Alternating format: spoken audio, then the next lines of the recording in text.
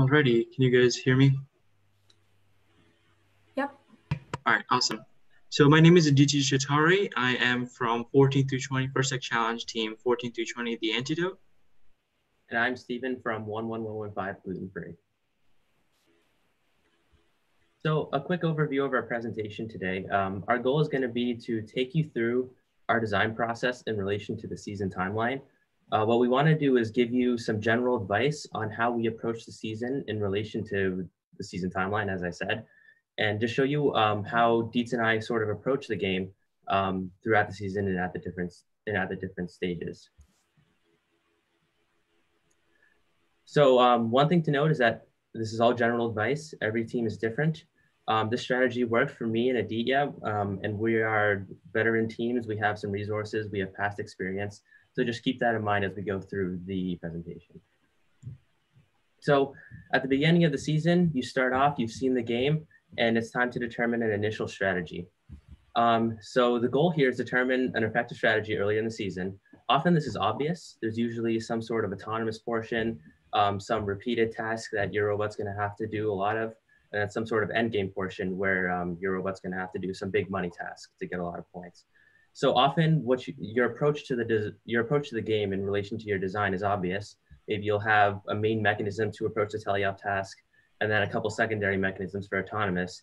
But sometimes you'll have to balance these tasks. For example, a couple of years ago in relic recovery, we had to balance tasks such as the glyphs versus the relics. But most of the time, it's going to be semi-obvious what you have to design your robot around.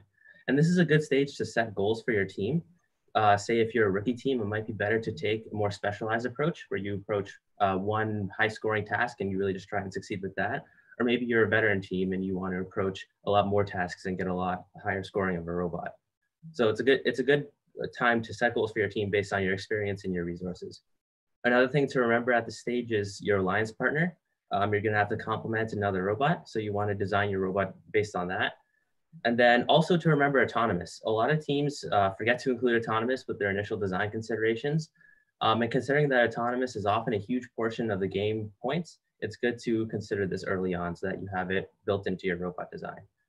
And then also you wanna take into consideration your advancement goals. If you're aiming to advance all the way to worlds, you might want to design a robot that's better at completing everything in a general sense, as opposed to a specific design that approaches one task. In general, a captain robot, a robot that's designed to be an alliance captain and get through qualification matches with a high rank, is a well-rounded robot that's good at auto endgame and basically every part of the game in a general sense. Whereas if you're aiming to be a first pick, which is a picked robot by an alliance captain, you want to have a more specialized strategy and maybe just approach the repeated task and get really good at that. An example of a strategic example here is in my home state of New Hampshire. We have 2-slot advancement. So I've always chosen to be a captain sort of robot because we wanted to advance through the robot design. Awesome. So there are numerous different types of drivetrain designs that a team can choose from at the beginning of the season. And each of them have their own strengths and weaknesses. And it's important to take a look at the game to properly evaluate every option before making a final decision as your drivetrain for that year. So on this slide, we've got a few pictures and designs of a different type of drivetrains that teams can use. On the top left, you have a differential swerve. On the top right, you have a mecanum drivetrain. At the bottom right, we have a 6-wheel drive. Bottom left, a 2-wheel drive. And in the bottomish middle, we have an omni-wheel.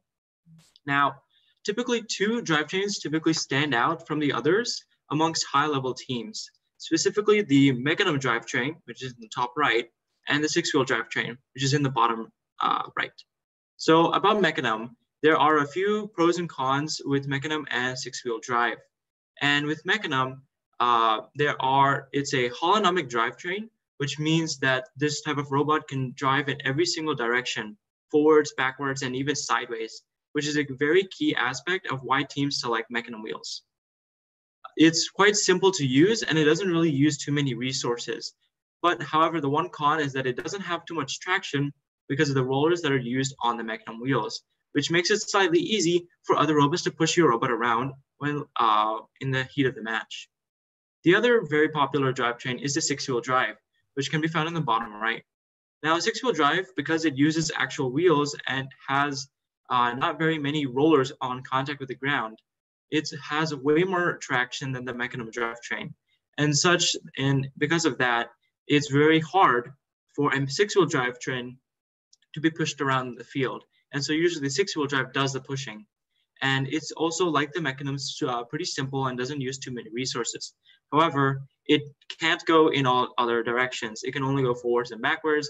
And because it doesn't have those mechanism wheel style rollers, it cannot go sideways to sideways. Now, Steven's team and also our team, we have always gone with mechanism wheels, as it usually complements a more offensive strategy. So we don't need to worry about other teams and playing too much defense. We can focus on our own strategy and not slowing down other teams. And so our recommendation is to just use mechanism wheels unless there's a big limitation built in the game. For example, if there's some terrain or a bump on the field that mechanism wheels may not be able to travel across, then possibly six-wheel drive may be the best drivetrain to go with for that season.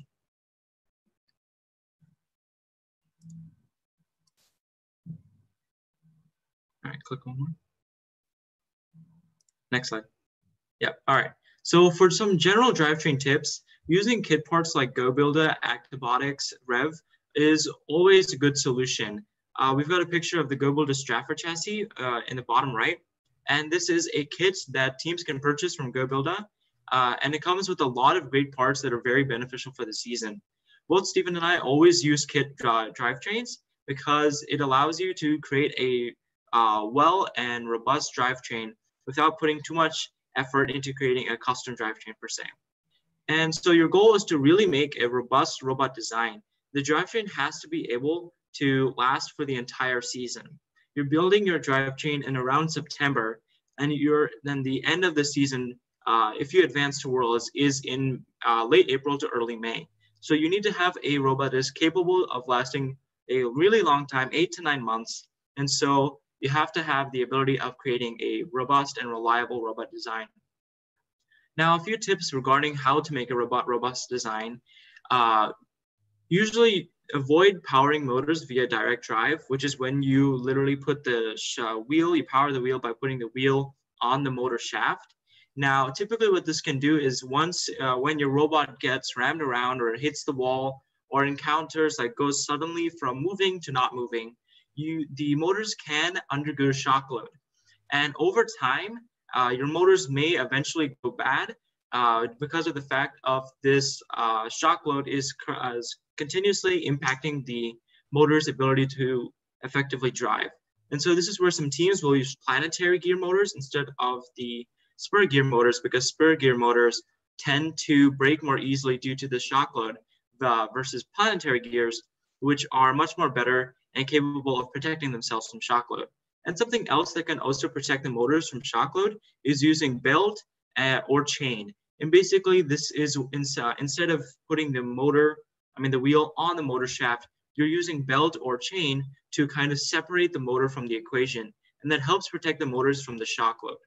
And ideally, motors are easily to replace. So you should try to aim to create your design so that if something were to go wrong on competition day, it's easy to replace your motors. Although with the new planetary gears in the FTC market, this probability of your motor going bad is going lower. So we would greatly recommend using planetary gear motors instead of your spur gear motors. And then also design for the defense and collisions. Although it's not very prevalent in FTC, collisions are still a part of the game that you need to account for. And you can see in the bottom right here, the picture we've got, the mechanism wheels are unprotected, meaning that they're just visible and accessible for other robots or other game elements to kind of hit them. And so this may not be the best strategy for your team, as SI is using side panels like polycarbonate, Lexan, or aluminum tend to protect the wheels and stops from any other robot to ramming them or potentially breaking a part of your mechanism wheel or your drivetrain itself. So we'll talk about we'll give a quick run through the engineering design process, and we'll give a quick definition right now. So the engineering design process is a series of steps that engineers follow to design a solution to a problem. It's quite a simple solution definition for any that can be applied to any problem you have. And it's so widespread that even NASA uses it when they design their rockets or rovers or any other spacecraft that they launch into orbit. And so the engineering design process helps in making decisions by applying the principles of science, math, and engineering. And we've got a graphic of the NASA engineering design process. And it's a small derivation of the NASA engineering design process because we've made it a bit more oriented towards FTC teams. So first, you're going to ask, which is where you're going to identify the problem that you're trying to accomplish. You have 2, your brainstorm. So you're going to first create, you're going to come up with a list of promising ideas. 3, you're going to prototype. You're going to select a few, 2 or 3 of those promising solutions and create a working prototype of those solutions. Once you've developed a few prototypes, you're able to do some testing on those prototypes and be able to fabricate a working model of a potential design that may show to work very well and reliable. Once you've designed a working model of your design or mechanism, you're going to do a lot of testing on it. And once you've tested, you can then improve, adapt, and overcome your design.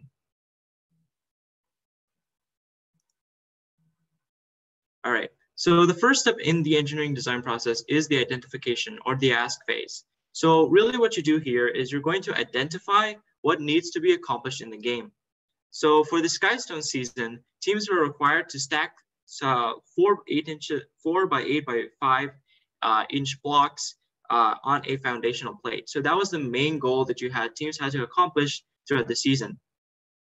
According with that, you have to then understand and look at what are the restrictions and constraints. And these are a bit sometimes more nuanced, but sometimes also can be a bit more detailed and written out for you. For example, for the Skystone season, robots must not be taller than 14 inches in order to cross their Alliance-specific sky bridge. And you can see we've got a picture of it in the bottom left. There are these 2 rods for this year's game that was only 14 inches tall. And to speed up cycle time and get across the field with reliability and speed, robots had to be under 14 inches to be able to get through under that sky bridge and be able to do more in the 2.5 minutes. Not only that, but you also have to take a look at functional requirements. For example, with the Skystone season, the robot must be able to intake those stones from all angles. So on the bottom right, we've got a picture of our springed intake here, which allowed us to intake stones from all different types of angles. If your robot is only capable of intaking from one angle, maybe you might possibly spend a lot of time aligning your robot to the stone to be able to intake. So creating an intake that can intake your stones from all different angles will be a lot more reliable and efficient because you can really lower your cycle time. And the last thing you do in the ask phase is you're going to analyze the game and determine your early game strategies. And so I'll explain this in a later slide, but you're going to identify your tasks in the game and rank them by priority. So a bit of a continuation of the last slide. So these are a bit more laid out, and you can find this in Game Manual 1 and Game Manual 2. There's always, over these past 2 or 3 years, there's always been a maximum robot height and weight. So for the Skystone season, for actually all of the game seasons that I've played and Steven's played, teams were needed to be within an 18 by 18 inch by 18 inch cube, which means that robots, whatever game it was, teams had to have their robot within that sizing box. And you can see on the right, we've got a picture of our robot inside such a sizing box, an 18 inch by 18 inch by 18 inch sizing box. And if your robot falls within that cube, you're all good to go. And something that's been implemented during these past few years is a weight limit. And so for the past 2 or 3 years, teams would need to have their robot under 42 pounds to be able to compete. Also, something worth noting is the number of allowed motors a robot is allowed to use at a time. So you're only allowed to use up to 8 motors using 2 expansion hubs or 1 control and 1 expansion hub. And you also need to be able to take a look at the amount of game elements a robot can hold at the same time. So last year for the Skystone season, robots were only able to hold 1 stone at a time, versus 2 years ago for the Rover Ruckus game, where teams had to be able to pick up small 2-inch to 3-inch cubes and balls. You're only able to pick up 2 of those. So it's very important to be able to design around the maximum number of game elements, because if you're allowed to carry 2, but you only design to carry one, you're basically doubling the time it takes you to accomplish the same amount of points. Now also you have to take a look at the allowed control systems. And this has been a lot more streamlined over these past few years because of Rev Robotics and their control system. But usually the expansion hub and the control hub are what teams are going to use for these next few years. And that's something that's a bit more detailed in the game manual one. And you can see there in the bottom, that's the Skybridge diagram I was explaining about earlier. You have the 14-inch height limit for the Alliance Pacific Skybridges. Once you've designed your constraints and you created an idea of what you want to do, there are obviously multiple different tasks to accomplish in each FTC game. And you're basically going to analyze their point values and their difficulty. And something that our team does is rank them as an easy mission, a medium mission, or a hard mission. And these difficulties will vary for each team. For example, Stephen may say that most of the missions that we say are hard might be easy for him. And so it really depends on how old your team is and how experienced your team is.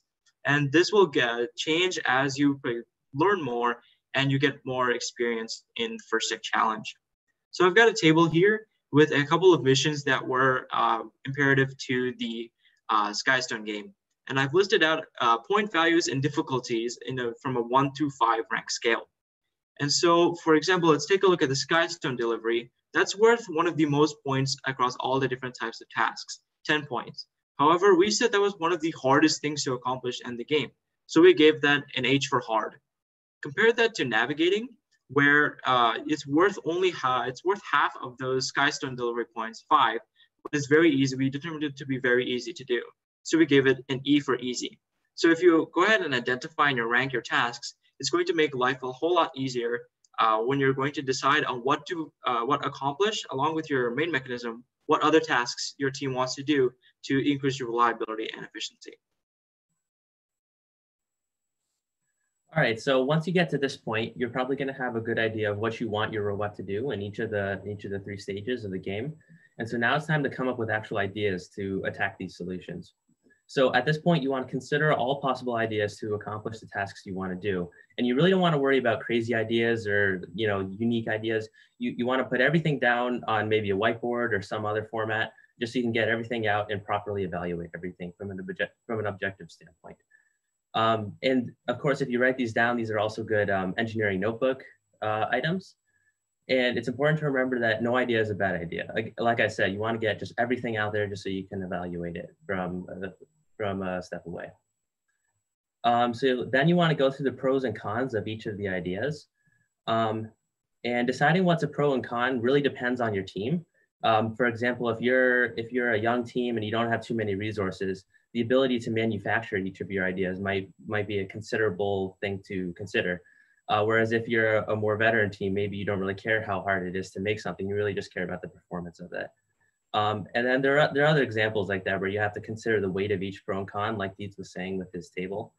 And then also remember the values of FTC. FTC really favors consistency over scoring potential, since finals are a best of 3 and you get really a lot of matches throughout the day to prove yourself.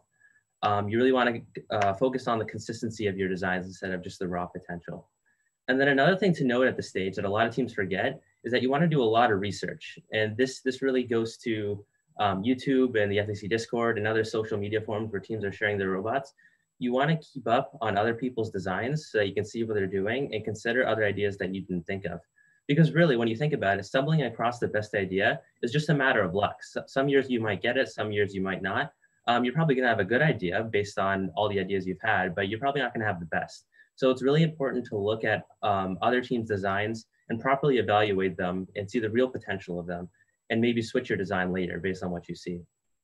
Another good thing to note is you want to research common mechanisms before you do your brainstorming. This is something you can even do in the off season, because often there's sort of repeated themes in the tasks in FTC, and you can often draw from previous years and previous robot designs with your current year robot design.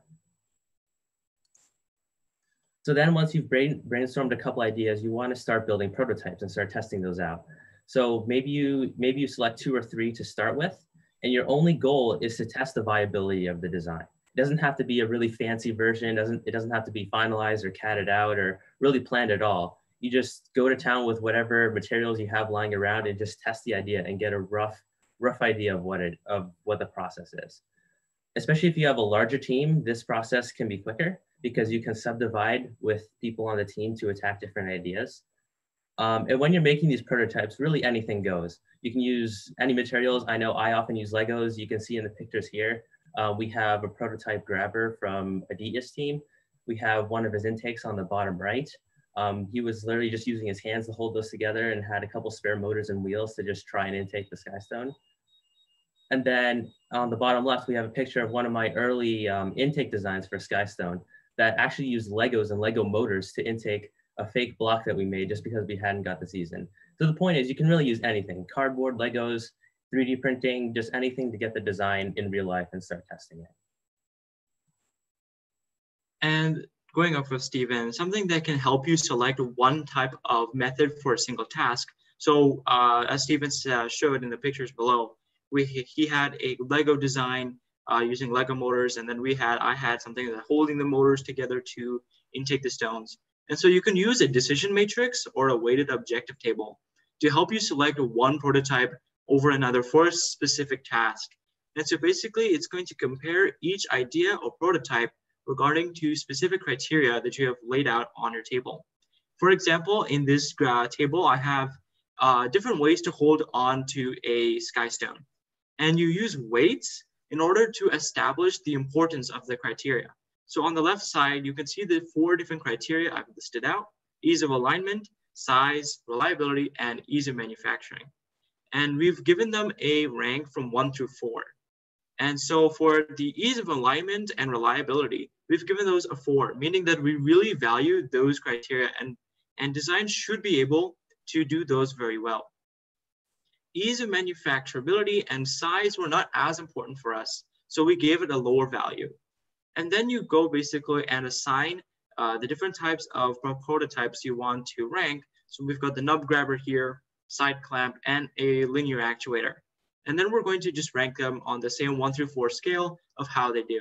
For example, the nub grabber, it got a 3, and for the ease of alignment, 4 for size, 1 for reliability, and 4 for ease of manufacturing. And to calculate the final score, you just multiply the individual score by the weighted score. So for the nub grabber, you would do 3 times 4 plus 4 times 3 plus 1 times 4 plus 4 times 2, and you get a score of 36. Now you do this for all the different prototypes you have for a specific idea, and usually the one that ends up with the highest score should be a good indicator that design and looks like it will work well for a working design.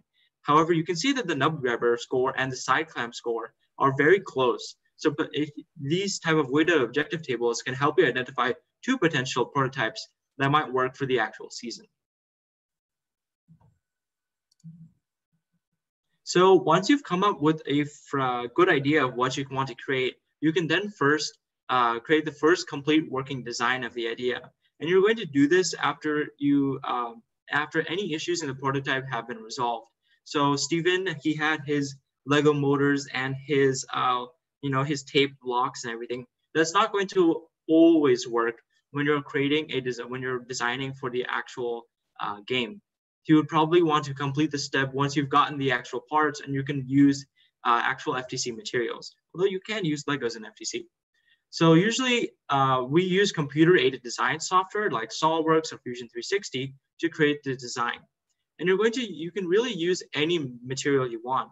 This is where build kits are really, really beneficial. Actibotics and GoBuilder are really easy to build off of, and you can really go places within just a few couple of days. You can also use 3D printing. 3D printer is an awesome piece of technology that have only gotten better over these past few years. And a lot of FTC teams will be using 3D printers across the season to accomplish those type of designs that aren't really sold out there in the market. And so 3D printing is how you can create custom designs to accomplish specific needs that your team has set. And if your team has the resource, you can also use aluminum in order to design your parts. So on the bottom right, we've got a picture of my team's intake arm, and you can see that the bright orange is a 3D printed part that we've designed. And we're using a few aluminum gears and a motor to be mounted on the intake. And so this was the very first design we had of our intake. All right, so once you've built a first prototype of your design, it's time to put that design to the test and really see if the prototyping phase showed that it was a good design. So this is often the most rigorous and time intensive, but also the most important in determining the future of your robot design. And the goal is to really push the design to the limit. You want to evaluate if it effectively accomplishes the goals. Does it work? Is it reliable? Does it satisfy all the requirements listed in the ask phase? But you still want to remember that it's still a version 1. It's still probably pretty early in the season at this point. And you want to consider that it is a prototype and you want to see through just to the raw potential. So say there's some implementation bug, say it needs to be strengthened, or there's some quick fix. You just want to see through to really what the design could become instead of what it maybe just is right now.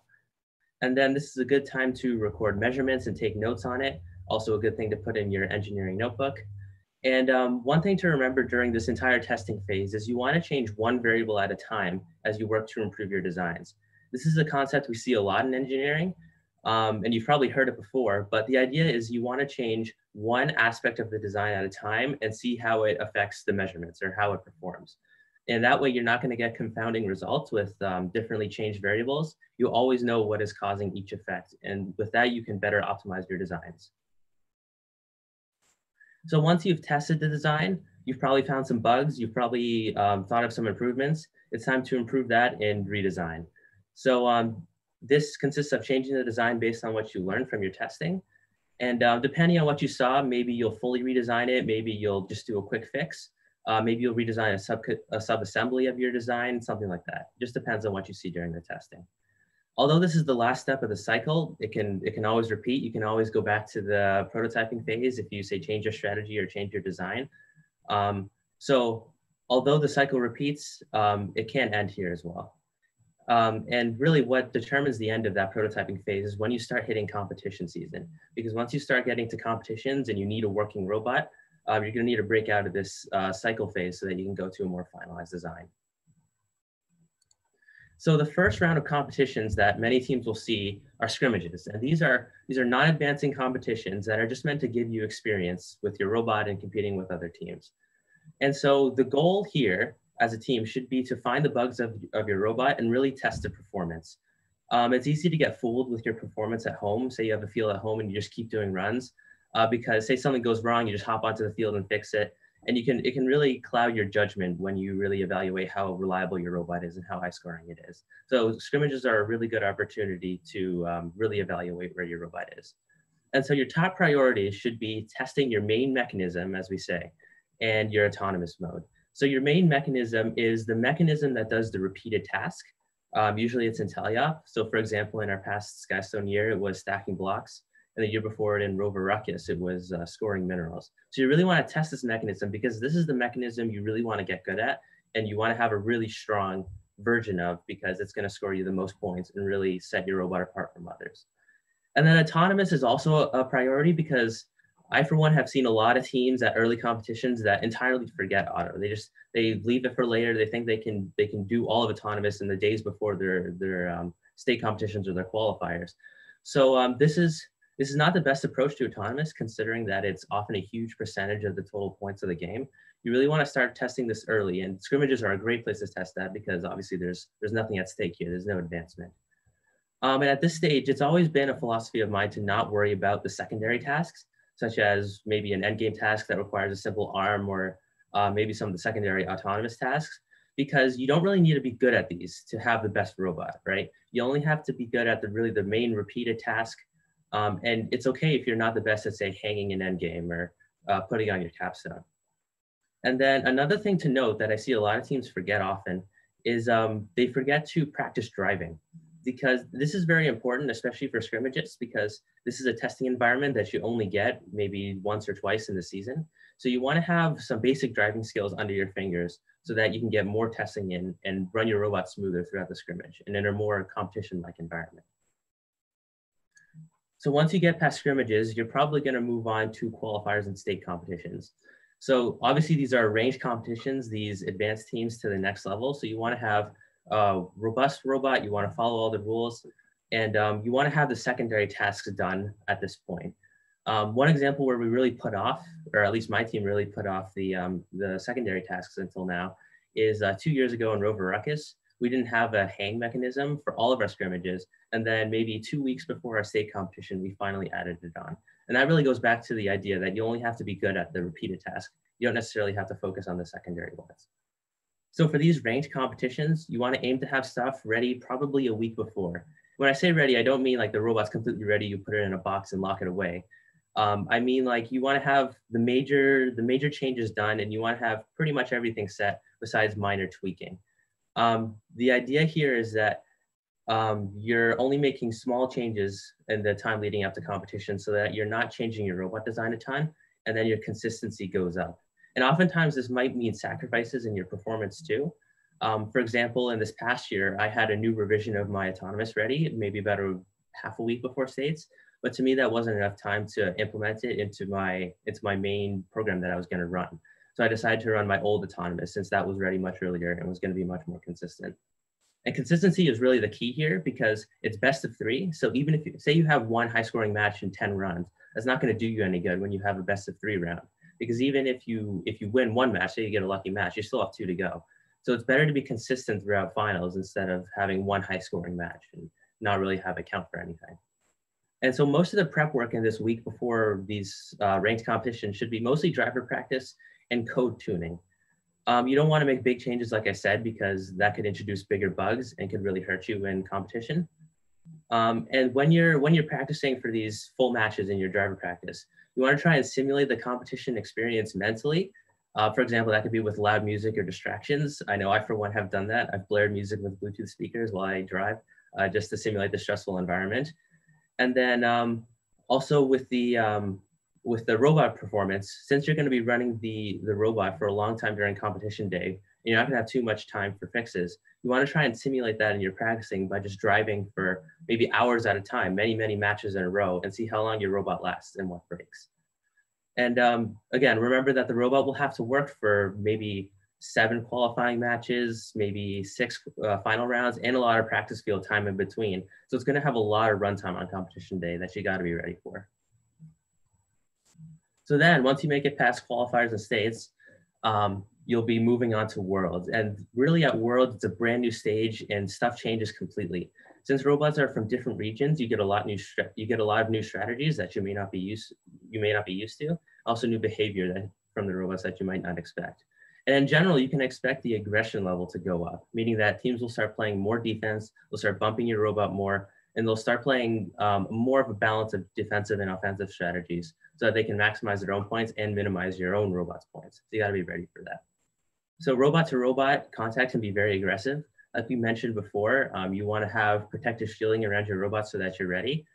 And often for Worlds, you might wanna do redesigns around this idea so that you can sustain hits and the increased level of aggression. And you wanna focus on making your robot extremely robust so that you aren't close to breaking any rules as well, because the refs also get a lot more strict at Worlds. Maybe at your state competition, they're a little more lenient since there's younger teams, but at Worlds, since everyone's the best of the best, they're gonna be really strict with the rules and really hold you to the word of the game manuals. And also for Worlds, it's valuable to practice with other teams because unlike states, you really have to be able to work with other teams well to be able to succeed at Worlds. Maybe at state competitions, when you have more rookie teams around you, you can carry the match with your own robot. But at Worlds, that's not going to cut it. You're going to have to be able to work with the good teams and really maximize your 2 robot score instead of just your own score. So practicing with other teams is very valuable for this. And another thing to note is that there's a lot of time between most state competitions and Worlds. So it's a good time to make major changes to the robot as well as strategy. Because at Worlds, since there's so many teams, there's maybe 80 teams per division, becoming one of the top 4, becoming a captain is basically luck. I can tell you from personal experience, you can have a really good run in qualification rounds. You can go completely undefeated in qualification rounds and still not be a captain. It's because there's so many teams, there's just so much luck, and it's not really a strong strategy to rely on being a captain. So what may be a better pick for your team is considering a strategy that will get you picked by a captain. So this might be a more specialized task.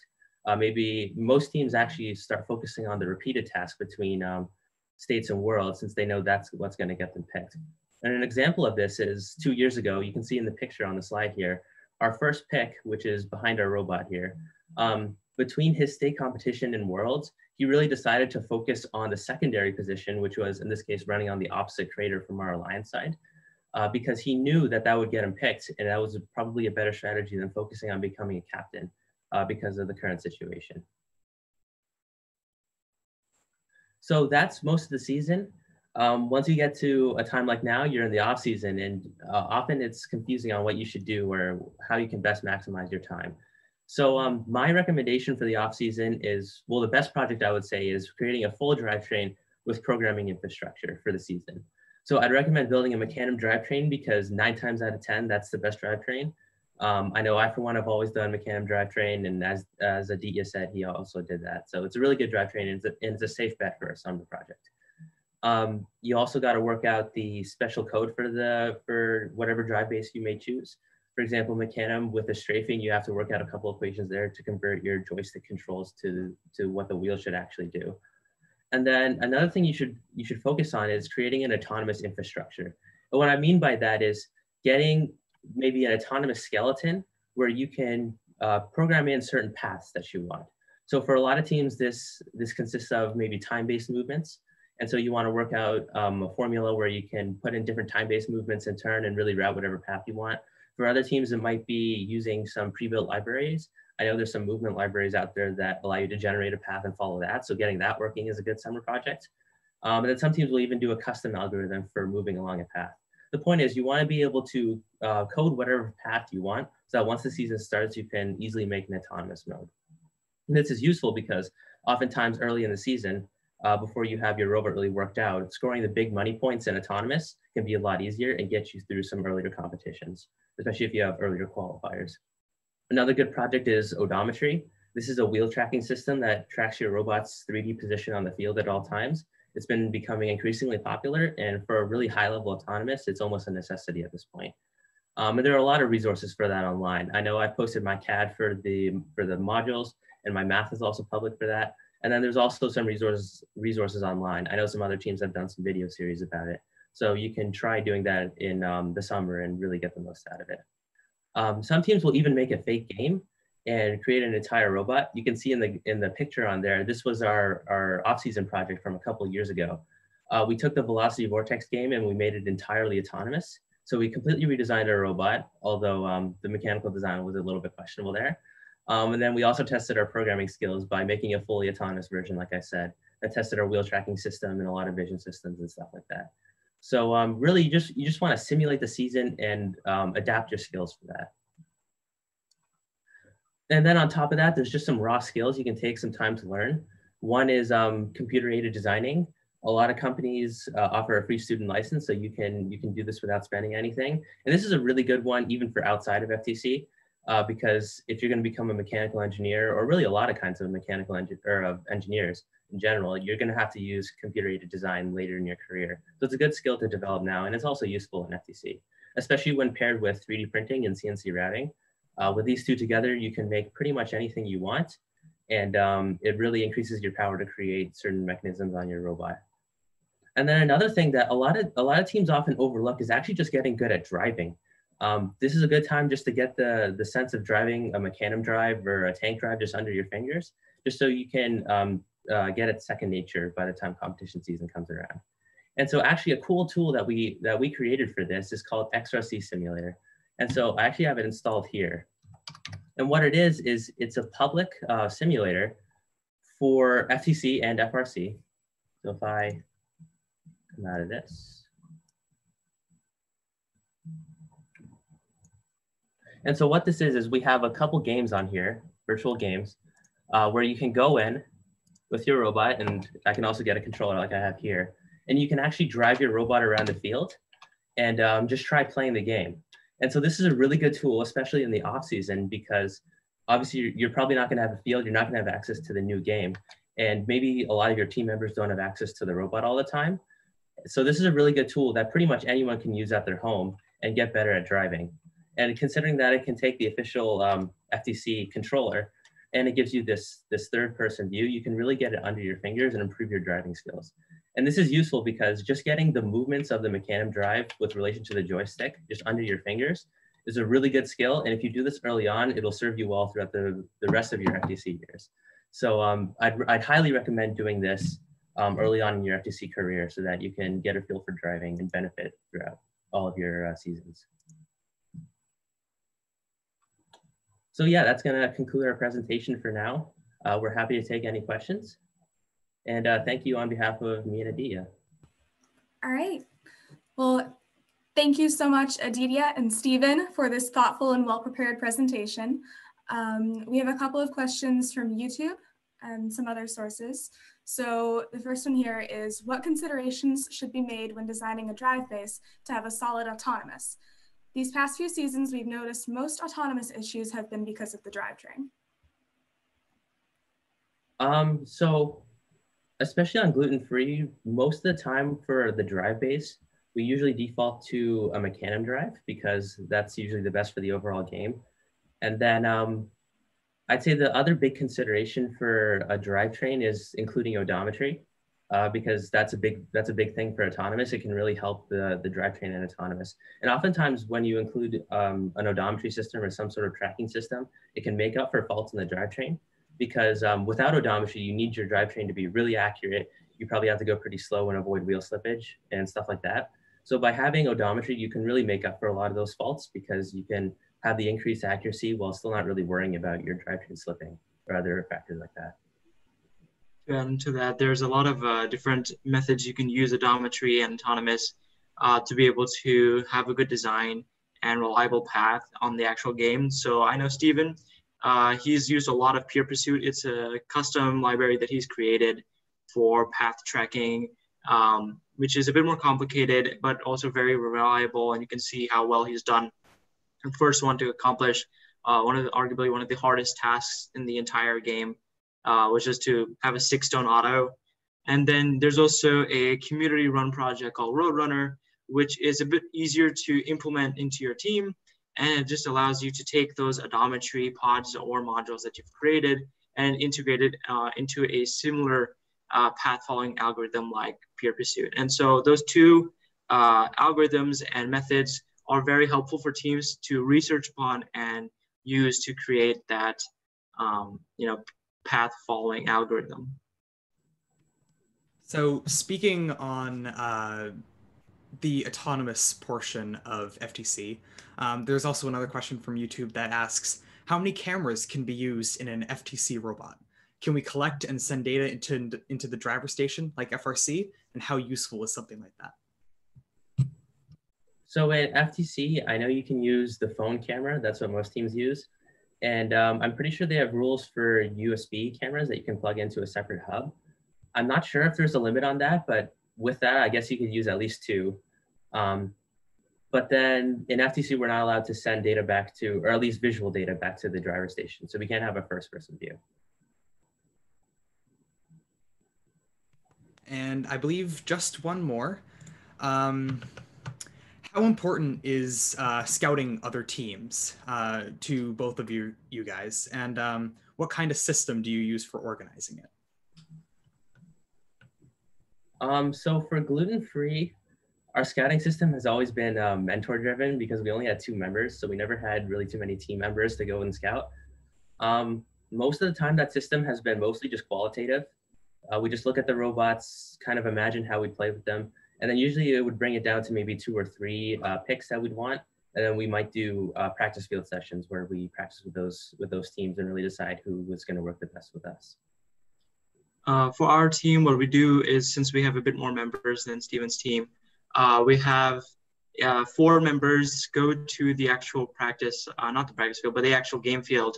And we have each person, each scouter, looking at one specific robot, since there are 4 robots on the field at a certain point of time. One person will focus on one robot. So basically 4 people are looking at all separate types of robots. And there's a Google form that we've designed where people will put quantitative data. So how many stones did they intake? How many stones did they place? Were they able to accomplish like autonomous tasks? And all of that data is then sent to a Google spreadsheet, and some number crunching is done. And we usually get a list of teams to pick from according to our own strategy. And so if there's a strategy where we want, a specific team to stack, to a specific team to do a good autonomous, we can see all of that there on our spreadsheet, and that makes us allows us to make a nice detailed pick for our line selection. Awesome. And we have one more question from YouTube. Doing Mecanum in FRC is very rarely competitive, yet it appears to do well in FTC. Why do you guys think that is? I'd say the main reason is because FTC is less defense driven. There's a lot more restrictions on what you can do in terms of bumping other robots and blocking other people from scoring. So generally, most FTC teams will favor an offensive strategy, which Mecanum is better suited for. Something to add on is that there's a lot more feasible options for FRC. We did show a picture of a differential swerve earlier in the presentation. And so swerve is pretty popular in FRC because it's relatively easy to implement. However, getting it reliably and effectively done in FTC tends to be a bit harder and harder to implement and make reliable. Steven's made a great job with the differential swerve, but most teams may not have the resources or the skills to be able to design a drivetrain like that. So Mecanum and six-wheel drive tend to be the two sole drivers in most drivetrains, whereas in FRC there's a lot more options for teams to explore, like swerve, Mecanum, six-wheel drive, eight-wheel drive, and it really goes up from there.